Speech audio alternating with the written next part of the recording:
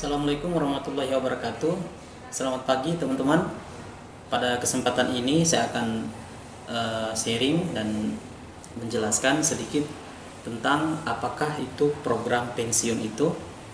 Jadi karena ada beberapa agen yang mau bertanya bagaimana cara menjelaskan program pensiun yang ada di Prudential Syariah. Namun sebelum itu saya akan menjelaskan dulu mengapa sih kita harus mempersiapkan yang namanya dana pensiun. Nah, begitu. Nah, pertama kita akan bahas apa sih pengertian dari pensiun itu. Oke. Jadi menurut definisi pensiun, menurut Undang-Undang Nomor 43 Tahun 99, yaitu tentang pokok-pokok kepegawaian, pasal 10 disebutkan bahwa pensiun adalah jaminan hari tua dan balas jasa terhadap pegawai negeri yang telah bertahun-tahun mengabdikan dirinya kepada negara. Begitu. Nah, kemudian menurut Kamus Besar Bahasa Indonesia, pensiun memiliki arti tidak bekerja lagi karena masa tugasnya sudah selesai.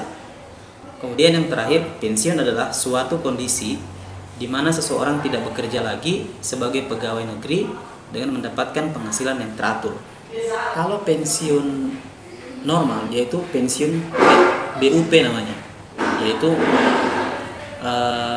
batas usia pensiun sesuai masanya. Jadi sesuai masanya kapan dia pensiun. Kalau biasanya ada orang pensiun usia 58 tahun, ada 60 tahun, ada juga yang 65 tahun, tergantung instansinya. Banyak mitos dan fakta yang beredar di masyarakat tentang pensiun. Yang pertama, ada yang mengatakan bahwa dia lebih mengharapkan pensiun nanti di hari tua itu mengharapkan anak-anaknya. Itu dengan slogan banyak anak banyak rezeki. Jadi nanti pada saat tuanya dia tidak pusing karena ada anak-anak yang bisa membantu. Nah, dan ada juga orang yang mengharapkan dari keluarganya. Jadi mungkin karena banyak keluarganya tinggal di kota, nanti keluarganya membantu untuk pada saat hari tuanya. Nah, ini teman-teman hati-hati, ini adalah mitos.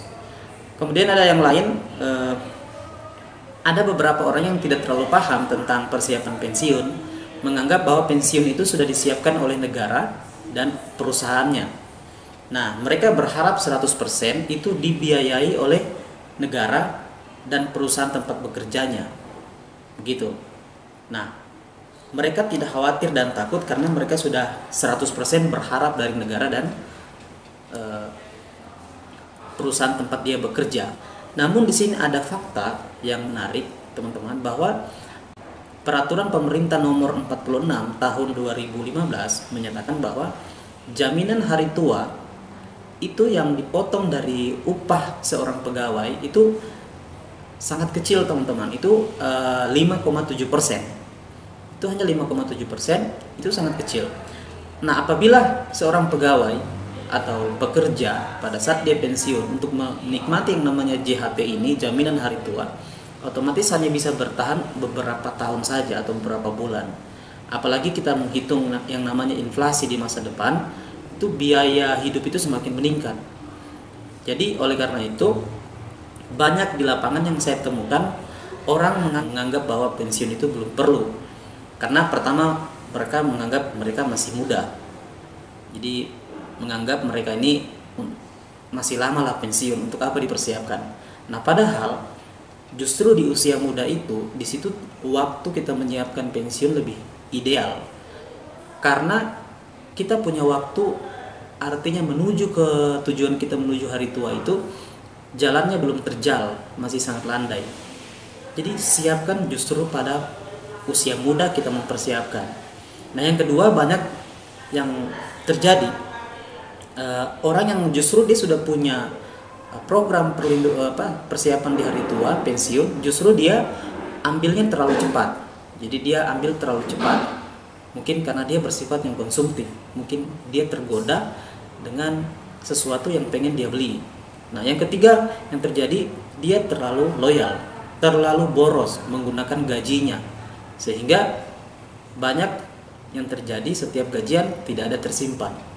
habis begitu saja. Kemudian yang keempat, banyak orang terlalu dekat, terlalu percaya dengan orang terdekatnya. Mungkin orang terdekat bilang, ya untuk apa mempersiapkan pensiun, sudah kita nikmati saja dulu masa muda kita, masalah hari tua nantilah. Nah, banyak orang seperti itu, hanya mendengarkan teman-teman dekat, keluar orang-orang terdekat yang meremehkan ini. Nah, padahal pada saat kita tua nanti, apakah dia akan datang membantu kita pada saat kita butuh biaya? Itu jadi pertanyaan.